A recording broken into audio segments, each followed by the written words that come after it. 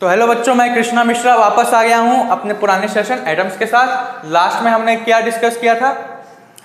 Hydrogen spectrum and spectral line formula हम लोगों ने देखा था, जहां से हमको लैम्डा का वैल्यू क्या मिला था।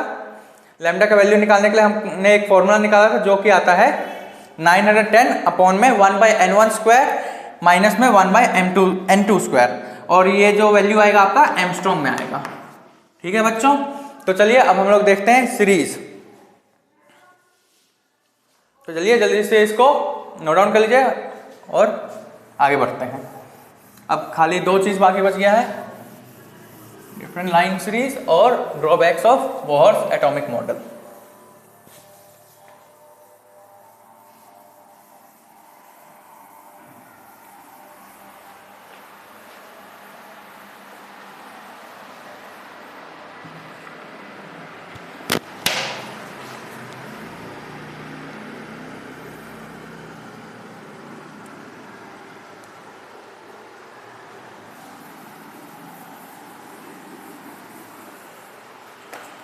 हम लोग का चल रहा था हाइड्रोजन स्पेक्ट्रम।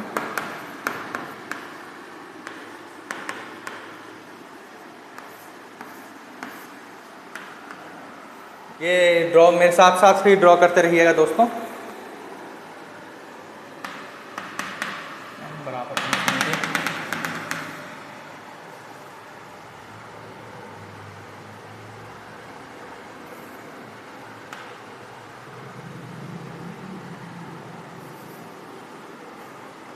इंफिनिटी, n बराबर 4, n बराबर 3, n is equal to 2, n is equal to 1।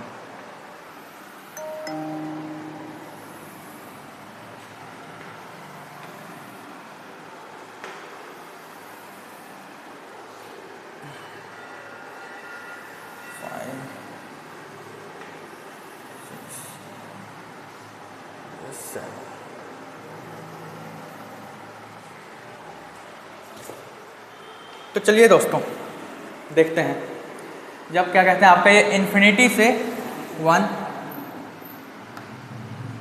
पे आए तो ये जो सीरीज होती है आपकी लाइमन सीरीज के अंदर लाई करते, चाहे इन्फिनिटी से 1 की हो रहा है, चाहे तो n बराबर 7 से 1 पर आए, n बराबर 6 से एकदम लोवेस्ट एनर्जी लेवल पे आए, यहाँ से यहाँ आए, यहाँ से यहाँ आए, ये सब आपका लाइमन सीरीज के अंदर लाई करता है। ठीक है दोस्तों, और उसके बाद जब n बराबर इन्फिनिटी से आपका n बराबर 2 तक आए तो ये आपकी बाल्मर सीरीज कहलाती है। ठीक है बच्चों, है ना? ये आता है आपका बाल्मर सीरीज के अंदर।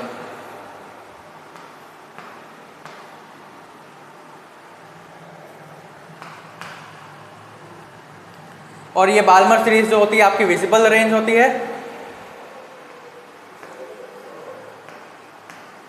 लाइमन सीरीज में आपकी जो लाइट्स होंगी उनकी वेवलेंथ सबसे स्मॉल रहेगी, और Lyman series have the maximum energy.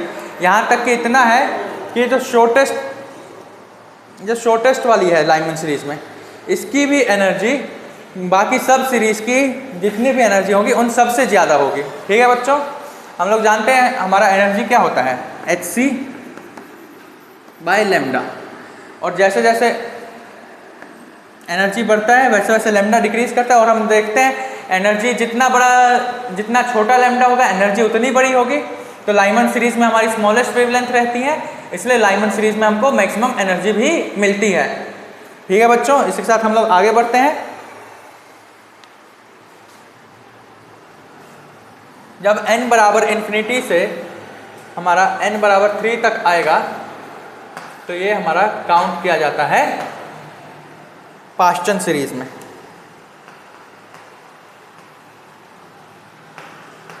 और भी दो सीरीज हैं, ब्रैकेट, पी फंड और क्या कहते हैं हमफेरी सीरीज, लेकिन वो सब उतनी इंपॉर्टेंट नहीं है, आप लोग खाली इतना से याद रखिए। तो चलिए आगे बढ़ते हैं हम लोग, इसको जल्दी से नोट डाउन कर लीजिए। हम लोग आगे बढ़ेंगे drawbacks of Bohr's atomic model पे। आखिरकार बोहर साहब के क्या क्या ड्रॉबैक्स थे उनके एटॉमिक मॉडल के, जल्दी से उसको देखते हैं, जल्दी से इसको नोट डाउन कर लीजिए।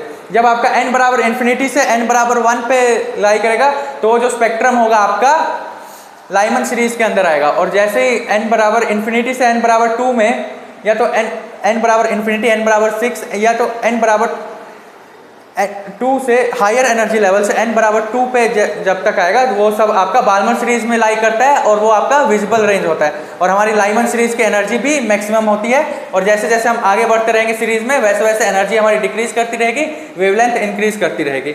लाइमन सीरीज हमारा अल्ट्रावायलेट रीजन में आता है, ये विजिबल रीजन में, आगे वाले हमारे सारे इंफ्रारेड और रेडियो वेव रीजन्स में आते रहते हैं, इंफ्रारेड रीजन्स में आते हैं। चलिए तो फिर इसको अब इरेज करते हैं और आगे बढ़ते हैं।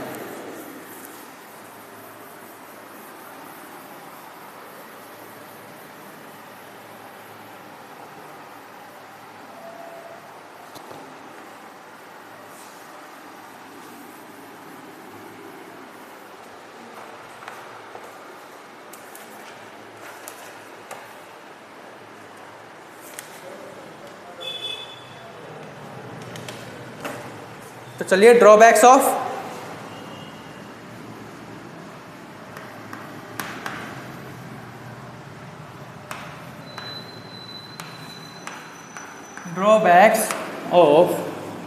बोहर्स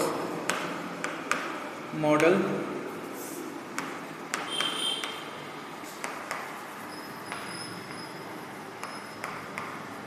देखते हैं। सबसे पहला ड्रॉबैक क्या था? it is valid for hydrogen atom and hydrogen like atoms.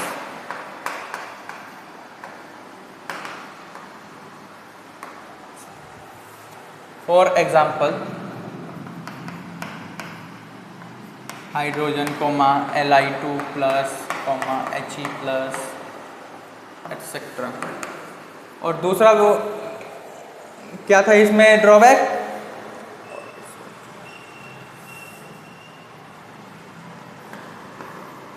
Orbits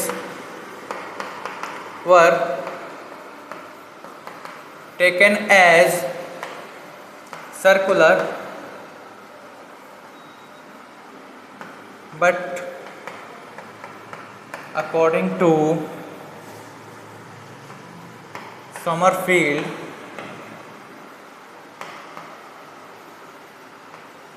these are elliptical. These are elliptical. तीसरा ड्रॉबैक क्या था? इंटेंसिटी ऑफ स्पेक्ट्रम लाइंस, जो हमारे बोहर साहब का मॉडल था, ये इंटेंसिटी ऑफ स्पेक्ट्रल लाइंस को एक्सप्लेन नहीं कर पाया था।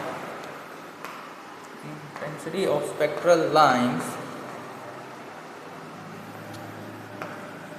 could not be explained.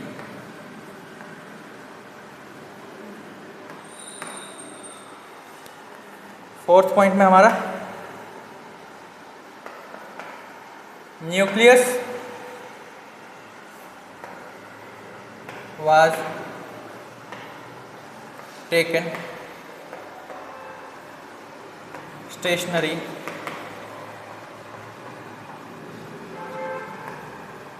but it also rotates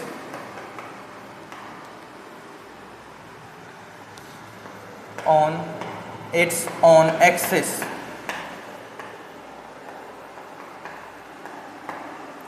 fifth point क्या था? It could not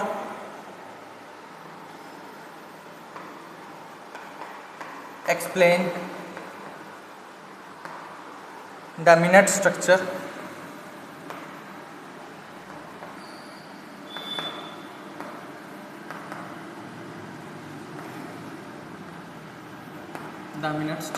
in spectral line.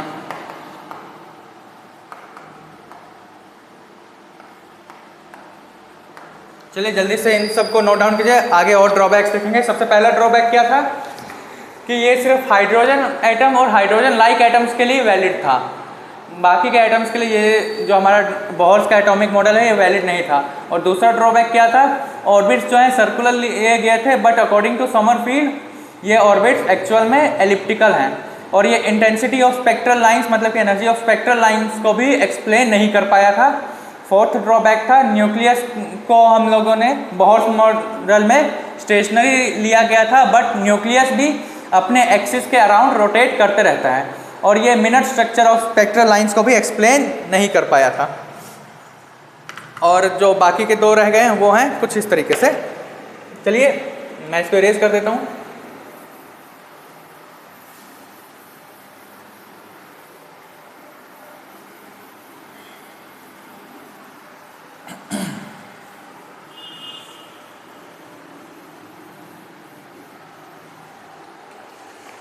तो चलिए नेक्स्ट था आपका, नेक्स्ट ड्रॉबैक था this could not explain Stark, ये टोनी स्टार्क वाला स्टार्क नहीं है दोस्तों, स्टार्क एंड ज़ीमन इफेक्ट। और लास्ट ड्रॉबैक जो था आपका था this does not explain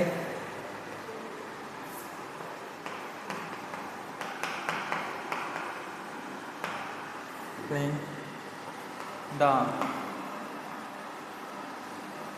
doublets in the spectrum of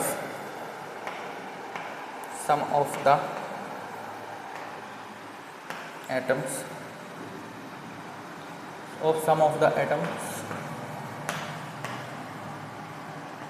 like sodium।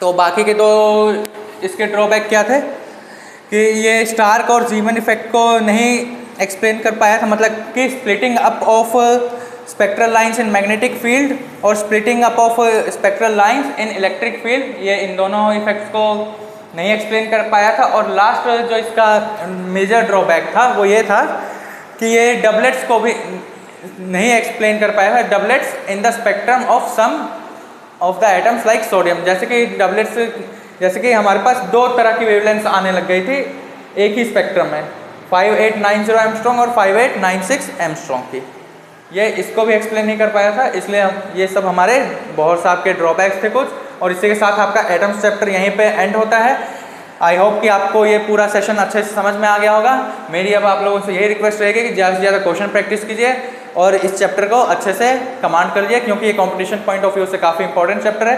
ये आपके केमिस्ट्री में भी आता है, तो उधर से भी आप लोगों को ज़्यादा इस चैप्टर को समझने में मेरे ख्याल से दिक्कत नहीं आनी चाहिए। ठीक है, चलिए अब इधर एंड करते हैं।